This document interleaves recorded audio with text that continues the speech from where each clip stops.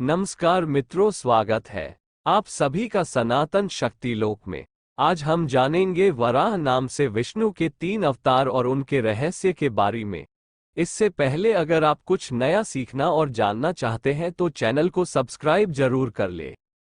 आपने भगवान विष्णु के वराह अवतार का नाम तो सुना ही होगा, जिन्होंने हिरण्याक्ष का वध किया था, लेकिन वे दरअसल आदि वराह थे। आदि वराह से पहले नील वराह और उनके बाद श्वेत वराह हुए, जिनके बारे में कम ही लोग जानते होंगे। तीनों के काल को मिलाकर वराह काल कहा गया, जो वर्तमान में भी जारी है। नील वराह का अवतरण हिमयुग के अंतिम चरण में जब हुआ, जब धरती पर जल ही जल फैलने लगा था और रहने के लिए कोई जगह नहीं बची थी। नील वराह काल। पाद्मकल्प के अंत के बाद महाप्रलय हुई। सूर्य के भीषण ताप के चलते धरती के सभी वन जंगल आदि सूख गए। समुद्र का जल भी जल गया। ज्वालामुखी फूट पड़े।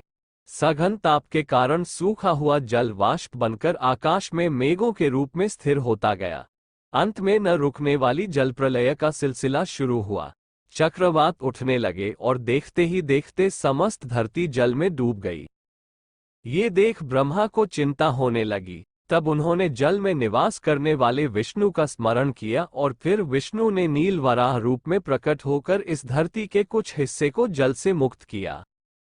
पुराणकार कहते हैं कि इस काल में महामानव नील वराह देव ने अपनी पत्नी नैना देवी के साथ अपनी संपूर्ण वराही सेना को प्रकट किया और धरती को जल से बचाने के लिए तीक्ष्ण दरातों, पाद प्रहारों, फावड़ों और कुदालियों और गैतियों द्वारा धरती को समतल कर रहने लायक बनाया। इसके लिए उन्होंने पर्वतों का छेदन तथा गर्तों के पूरण हेतु मृत्तिका के टीलों को जल में डालकर भूमि को बड़े श्रम के साथ समतल करने का प्रयास किया। यह एक प्रकार का यज्ञ ही था, इसलिए नील वराह को यज्ञ वराह भी कहा गया। नील वराह के इस कार्य को आकाश के सभी देवदूत देख रहे थे। प्रलय काल का जल उतर जाने के बाद भगवान के प्रयत्नों से अनेक सुगंधित वन और पुष्कर पुष्करिणी सरोवर निर्मित हुए। वृक्ष लताएं उगाईं और धरती पर फिर से हरियाली छा गई। संभवतः इसी काल में मधु और कैटब का वध किया गया था। 2. आदि वराह। नील वराह कल्प के बाद आदि वराह कल्प शुरू हुआ।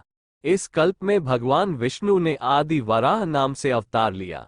यह वह काल था जबकि दिति और कश्यप के 2 भयानक असुर पुत्र हिरण्यकश्यप और हिरण्याक्ष का आतंक था।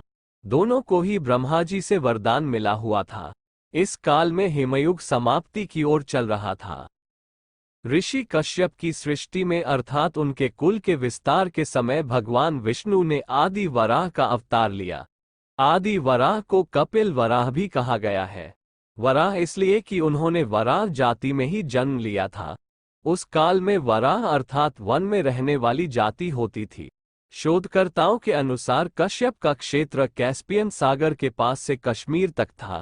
भगवान आदि वराह ने नील वराह के कार्य को ही आगे बढ़ाया था। हिरण्याक्ष का वध। ऋषि कश्यप का पुत्र हिरण्याक्ष का दक्षिण भारत पर राज था। ब्रह्मा से युद्ध में अजेय और अमरता का वर मिलने के कारण उसका धरती पर आतंक हो चला था। हिरण्याक्ष भगवान वराह रूपी विष्णु के पीछे लग गया था और वह उनके धरती निर्माण के कार्य की खिल्ली उड़ाकर उनको युद्ध के लिए ललकारता था। वराह भगवान न जब रसातल से बाहर निकलकर धरती को समुद्र के ऊपर स्थापित कर दिया, तब उनका ध्यान हिरण्याक्ष पर गया। आदि वराह के साथ भी महाप्रबल वराह सेना थी। उन्होंने अपनी सेना को लेकर हिरण्याक्ष के क्षेत्र पर चढ़ाई कर दी और विंध्यगिरि के पाद प्रसूत जल समुद्र को पार कर उन्होंने हिरण्याक्ष के नगर को घेर लिया। संगमनेर में महासंग्राम हुआ और अंततः हिरण्याक्ष का अंत हुआ। आज भी दक्षिण भारत में हिंगोली, हिंगनघाट, हिंगना नदी तथा हिरण्याक्षगढ़ हैंगड़े नामों से कई स्थान हैं। हिरण्याक्ष के वध के बाद भगवान विष्णु ने नरसिंह अवतार लेकर हिरण्याक्ष के भाई हिरण्यकश्यप का वध किया था। वराह देव ने दक्षिण के महाराष्ट्र प्रदेश में अपने नाम से एक पुरी भी बसाई, जिसमें हिरण्याक्ष के बचे खुचे दुष्ट असुरों को नियंत्रित रखने के लिए अपनी सेना का एक अंग भी यहाँ छोड़ दिया। ये पुरी आज वहाँ बारामती कराड़ के नाम से प्रसिद्ध है।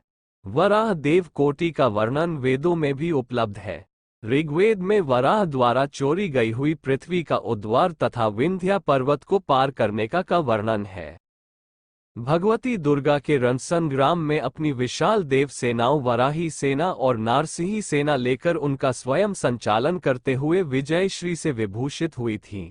वराही नारसिंही च भीम भैरव नादिनी कहकर दुर्गांबा के रण में इन्हें याद किया गया है। 3. श्वेत वराह। भगवान श्वेत वराह का युद्ध राजा विमति से हुआ था। इतिहास की दृष्टि से यह घटना अति महत्वपूर्ण है। द्रविड़ देश में सुमति नाम का राजा था। वह अपने पुत्रों को राज्य देकर तीर्थयात्रा को निकला। तीर्थयात्रा के भ्रमण में मार्ग में ही कहीं उसकी मृत्यु हो गई। तब एक दिन महर्षि नारद ने सुमति के पुत्र विमति को जाकर भड़काया, कहा, पिता का ऋण उतारे वही पुत्र है।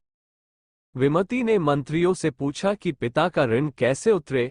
मंत्रियों ने कहा, राजन, आपके पिताजी को तीर्थों ने मारा है, सो तीर्थों को बदलें। राजा ने कहा, तीर्थ तो अगणित है। तब एक मंत्री ने कहा, जो सब तीर्थों की प्रमुख नगरी है उसी को नष्ट कर दिया जाए।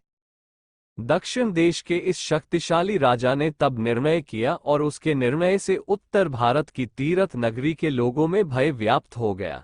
तब वहां के लोगों ने सलाह मशविरा करके उत्तरी ध्रुव के बर्फीले इलाके की ओर प्रस्थान किया। वहां के क्षेत्र को उस काल में स्वर्ग या देवलोक कहा जाता था। वहां श्वेत द्वीप पर उनके दर्शन वहां के देवता श्वेत वराह से हुए। श्वेत वराह ने उन विष्णु भक्त प्रजा को अभयदान दिया और विमति से युद्ध कर सैन्य सहित राजा विमति को पराजित किया। पुराणों की वंशावली के अनुसार सुमति जैन संप्रदाय के सुमतिनाथ तीर्थकर हैं और वे योगेश्वर ऋषभदेव के पौत्र तथा भरत के पुत्र हैं। उनका समय शोधित काल गणना से 8118वीं पू है। उल्लेखनीय है कि भगवान नारायण ने अपने भक्त ध्रुव को उत्तर ध्रुव का एक क्षेत्र दिया था। यहीं पर शिव पुत्र स्कंद का एक देश था और यहीं पर नारद मुनि भी रहते थे। उत्तर ध्रुव में कुछ कुरु भी रहते थे और यहीं पर श्वेत वराह नाम की जाति भी रहती थी।